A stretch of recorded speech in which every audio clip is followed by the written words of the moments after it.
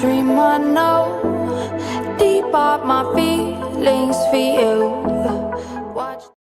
Hello reality viewers, welcome back again to Reality Latest Gist, the home of news and politics. For this channel, we dey drop news every day and we dey react to every videos wey comes our way. And na reality news now we dey drop for this channel, and we dey also dey talk am as e be. If today na the first time we say you dey come across this channel, you are highly welcome. Thank you so much for stopping by. And if you are returning subscribers, I appreciate all of una for una massive support to this channel. I say may God bless all of una in Jesus name, amen. I get video wey I want present to una this very moment, and I go dey follow una dey watch the video. After we don watch am together, make we drop our opinion constructively for the comment section. Like our videos and also share our videos if possible. Bye for now. Keeping President Bazoum as a hostage, I personally consider this as a terrorist act, and we cannot let this continue. We have to act. The position of Côte d'Ivoire, which has been endorsed by all of the head of states, and that we have been able to tell these putschists that their place is in the barracks.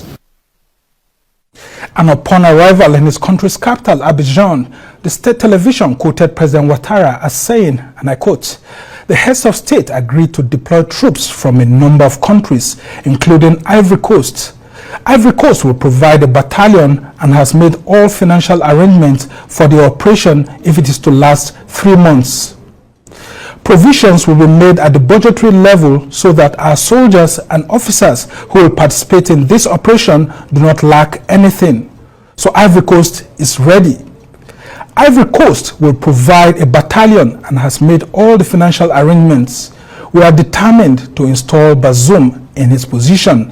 Our objective is peace and stability in the sub-region." End of quote. Well, to break down the issues, we have joining us retired Major General Henry Ayola, who is a former Chief of Defense Research and Development at Nigeria's Defense Headquarters. Thanks so much, General, for joining us. Thank you, Somna. Well, you would have seen all that's been happening in the past 48 hours. President Ouattara, who is one of the neighboring countries to Niger, is insisting that President Bazoum must be brought back to power and brought back alive, and that nothing must happen to him, while the Associated Press is reporting that some of the coupists have actually said that if there's so much pressure and war breaks out between them and ECOWAS, that his life may not be necessarily guaranteed. What do you make of these threats and counter-threats? And the ECOWAS parliamentarians also meeting, and they are divided over the issue. The West African Chiefs of Defense Staff were supposed to have met today in a meeting called by ECOWAS, but it was called off at short notice. Yeah, thank you very much, Somna. I think we can see, all we see is some high-wired diplomatic moves. As far as I'm concerned, let's look at it from the first principles. You know, I asked the question: what is the strategic end state of ECOWAS? What are they trying to achieve? You know, I mean, as an engineer, I think mathematically. In mathematics, there's what we call probability.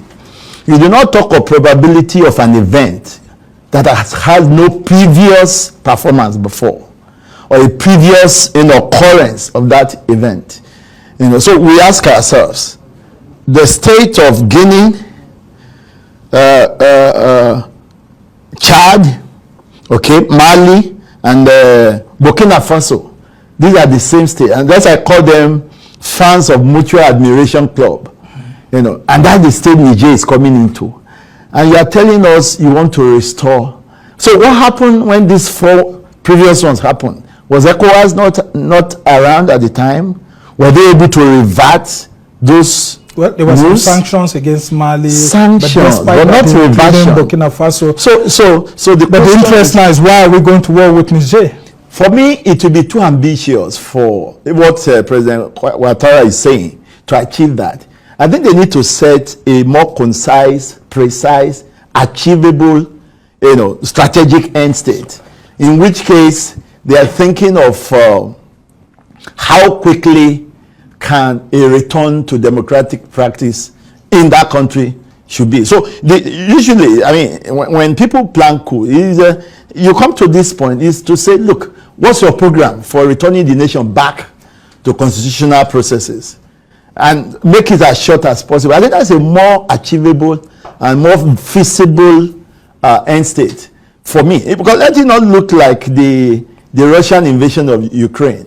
The same problem. I made that point at the beginning in the 24th of March, 2021 now, or 22, okay? It's over a year now. That look, what is the end state? Well, when you are going into any military operation, the definition of the strategic mission will then come to the point when you look at it, okay, so what are the means available to you? What are your means, ways, and methods of achieving that end state? Okay, is then you can, of course, I appreciate the fact that ECOWAS has deployed several multi-pronged diplomatic moves. I like the short-term diplomacy we've been seeing. And when you look at the quality of the statesmen that have been involved so far, it will tell you something. Yet the coup leaders are unwilling to yield. They are not ready to free President Bazoum. They've gone ahead to have a prime minister in place, and then a transitional cabinet, and then, of course, they've put in place governors in the regions. Yeah. What does that show? That's to tell you they are totally unruffled by all of the threats and the noises that have been made, because they have a program. Okay, but while I've said it again and again, I'm not a fan of any military coup, of any, in whatever form, in whatever guise. But I'm saying we have to be realistic. If there were no previous such reversion, on this kind of, on the premise of this kind of conditions being given, why do we think this one will be different? Well, the use of force, legal force by ECOWAS here. That is still a threat. And President Ouattara of Ivory Coast, Cote d'Ivoire, is already saying that he's going to donate a battalion and the funds will be there. Do we have the capacity to quickly form the standby force, and can this standby force make any difference if they indeed go ahead with the threat of their deployment? Yeah. Okay, so let's look at it this way. The concept of a standby force has been there.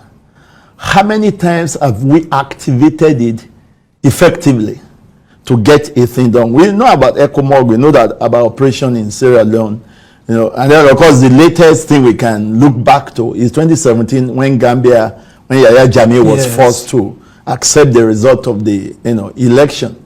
But when you look at the conditions surrounding those and the conditions precedent to achieving that feat, look at Gambia is just immediate neighbor south of Senegal. That was a very simple operation for Senegal to champion. Now, but when you look at the geographic setting of Niger, Mali to his west, okay, Chad to his east, Burkina Faso to his southwest, okay, and then of course Guinea far away a little there, and then Algeria, Libya, now, so all of that. It means this operation is going to be based on strategic lifts. How many armed forces among the remaining 10? Because 5 are out of the 15 members of ECOWAS. How many of these 10 have the capacity for strategic lift of their troops? What of the issue of interoperability among these countries of the armed forces? Considering the peculiarity of language, culture, the issue of incompatibility of even weapons and equipment. There is the issue of electromagnetic compatibility of communication equipment among these different. The issues are endless. So it's not as cheap, it's not as easy. And like I said, for me, deep in my heart, from my strategic instinct, I know that all of these are still in furtherance of deterrence, compellence, escalation, and brinkmanship. And all of these are still within the purview of diplomacy. Okay, for a threat to be credible, you must push it to this verge, to this brink. So is it considered a threat? Oh, yes. Including those words that came out that ECOWAS is deploying a standby force. See, let's come back home. Let's come back home. With the groundswell of consensus against the use of force, you think our president will go ahead to go and fight?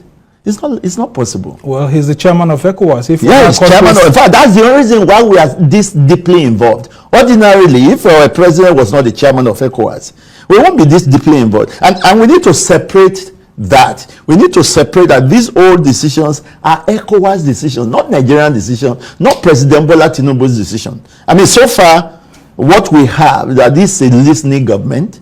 We have seen how they backed down on the issue of how to share the loan from World Bank because there was a consensus against giving out 8,000, naira per family. That it didn't make sense. And they backed that. That's a good listening government. So with the amount of consensus generated against that move, I don't see our president going ahead to go. And by the way, look at these presidents that are saying they are ready. Are you really sure that these decisions are theirs? Are there some remote influences bringing them to this point? Are they speaking or re-echoing the voices of some masters behind the scene? Those are things we need to interrogate. Or the US, I don't want to go that far. But let's just look at it that way. Okay, now let's talk about our capability as the center, the epicenter of the West African region and ECOWAS itself, Nigeria. There are talks about the troops that may be contributed to be about 5,000, while others are saying it's going to be more than 5,000. And there are talks here and there that even if we're deploying 5,000 at the start, that half of it may likely come from Nigeria. Considering the internal security challenges that we have, can we afford to deploy, 2,500 troops immediately, assuming the Senate gives it back into President Tinubu? Okay, thank you very much. That's a good question. It's presupposing that yes, if the Senate changes its mind, let's leave that aside. It's hypothetical. But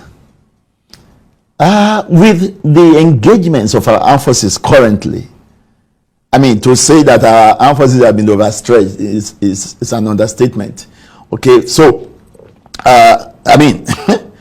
don't forget, in the military, we are trained to know, not just believe, that all things are possible. Of course, if the commander-in-chief of the armed forces gives a directive, that will be a national security presidential directive. That's the strongest and that's the highest it goes. Of course, the service chiefs are not going to say we are not capable or we are not able. No, you don't ever think in that line. Talk less of saying it. So, of course, they will have a way to muster them, but at what cost? And whose gain? And to what in national interest are we serving? Will that serve us? So, and don't forget, even all of these countries we're talking about, they all will be doing this at some premium price to their own economy, to their own security, and so on. And even the issue of home-based support from their own people. These are all serious issues. Now, the issues of an ECOWAS standby force is not only the military component. There's a civilian part of it with the police and all of that. That's what the ECOWAS standby force is all about. Just like we have that of the AU and all of that. Now, talk to us about this potential standby force even staying for long, because we hear President Ouattara saying that he has made provision for about 3 months. So that means Ivory Coast on its own part is already planning for 3 months. So if we have a standby force, can they within 3 months be able, in a potential war, if they decide to put boots on the ground, now achieve that mission before the end of 3 months? Or you think we could have a huge task on our hands because of the talks here and there that this could be another proxy war like Ukraine that may not end in 12 months? Yeah, that's what happened to wars that you cannot precisely define the end state. At what point will ECOWAS have achieved this goal, whatever the goal they are setting? At what point? How do you determine the end of this? And so how sustainable can it be? Okay? So these are the serious issues. How sustainable? And what do you want to, at what point, what will you have done to say, okay, we have achieved this? Is it until the military regime in Niger backs down and gives up and say, okay, we are not holding power anymore, let the president come back? Do you see that as a foreseeable reality? Of course, you and I know the answer. So even if the president comes back and is reinstated, these guys will still be around. And don't forget that the head of this regime and who headed the coup, is not the most senior person in their armed forces at the time. They have a 4-star general. Have you thought about it? What happened? How does a presidential guy plan a coup within the presidential palace?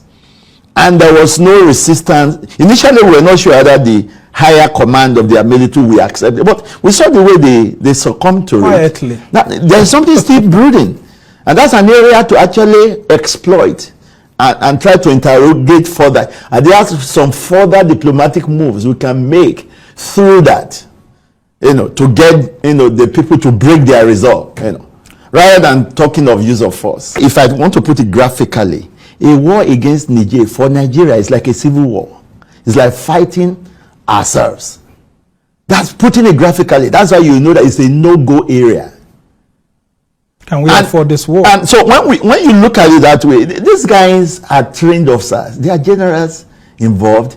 Some of them training. I've been in different courses, Star College, War College, with some of their senior officers. Some of them who came here as defense attaché and so on. We know one another. So they know the system. They've been part of the system. So they know what is a threat. They know what is a credible threat. They know what is a futile, phantom, pseudo threat. They know these things. So there's nothing you are telling them that is strange to them. For us as a people, ECOWAS and Africa as a whole, to gain and learn lessons from this incident. I mean, it was George Santayana who said, those who cannot remember the past are condemned to relive it.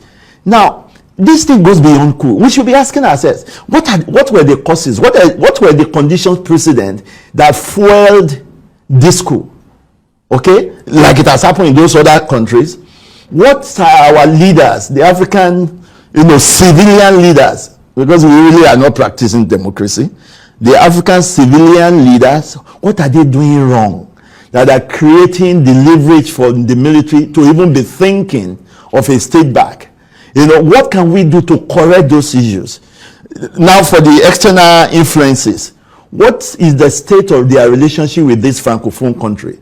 I mean, their mother of Africa and a daughter, Dr. Arikana, and this lady from Kenya, Yombango, they've all spoken about the issue of the African Francophone countries coming to a point where they are becoming increasingly restive, tired, and dissatisfied with the state of relationship. Yeah, and most of these coups have been happening in the Francophone countries. Yes. Surprisingly. So we should be seeing that as warning signals, indicators and indices of a pending problem. And like I mentioned in the last outing, that I hope we are not seeing a Sahel spring, facing us and staring us in the face. And instead we're just focusing on the coup issue. Let's learn all the lessons that we can learn and begin to preemptively put some reforms in place. Some social service. You can see the way the people supported the coup. I mean, that tells you that there's something beyond ECOWAS, because yes. I mean, these people are coming out every day supporting the government and saying so that tells you this is their own government. The coup actually has only echoed their voices. There are other issues, underlying issues. And General, one of those other issues is the issues of the Wagner Group from Russia, and then the Nigerian coup plotters saying that, look, we have friends everywhere, just like Burkina Faso is making new friends with the Russians and all of that. What sort of role do you think Russia will play at the background to provide some sort of support? Yeah, in fact, that makes it more complex. I've always talked of a complex web of interest in this matter. Now, let's look at the external influences. Russia, France, America. Of course, we know America has drone base in Niger. Of course, France, I mean, most of their military equipment and all of that, are manufactured by France and of course, the training and all of that, so that part of it. Now, Russia coming to the scene, already been in Burkina Faso and in Mali. Of course, I mean, you remember when all the different groups and nations were condemning the coup. It was Wagner, leader that was hailing them. And for him, it's business. It's like getting an additional client. Military contractor. Yes, and increasing his clientele within the region. So for him, I mean, it's good business. So these are all the things we need to factor. Do we want to get involved in this mesh? To what benefit of ours? Even in the past where we went to Ecomor, we went to Liberia, went to Sierra Leone and all that, the question has always been, what is our own benefit at the end of the day? Sorry. Yes, I mean, you can still put it on. You know, so unlike America, when America goes to intervene in a country, there are economic benefits. Yes, as the military are leading, the businessmen are following. And that's what I had wanted to ask you as to try to round off this conversation. If Nigeria were to put some boots on the ground and take a lead of this ECOWAS standby force, and pump in lots of monies in dollar terms, what indeed should be our backroom policy in terms of the gains that we would have, so that we don't have it like Liberia, Sierra Leone and all of that, where we just end up spending about $10 billion US, and we don't seem to have contractors or the government even doing lots of economic dealings with us. Yeah, it's obvious. Again, you know, the ability for you to take advantage of a situation is also a function of your inherent capacity to harness resources, the level of technology within your nation. I mean, when our own resources are also being just harnessed by foreigners and being taken out sometimes without us even knowing the exact things that have been, you know, looted and taken out. So to what extent can we even take advantage of economic opportunities? Those are challenges. Those are areas we have to look at. Because, I mean, how much have we turned our natural resources to wealth for the common good within our own nation? So if you did right, wanna still live on a comment below. If you did bad, wanna still live on a comment below. Wanna remember, say everybody gets freedom of speech. Okay, all right. Thank you very much.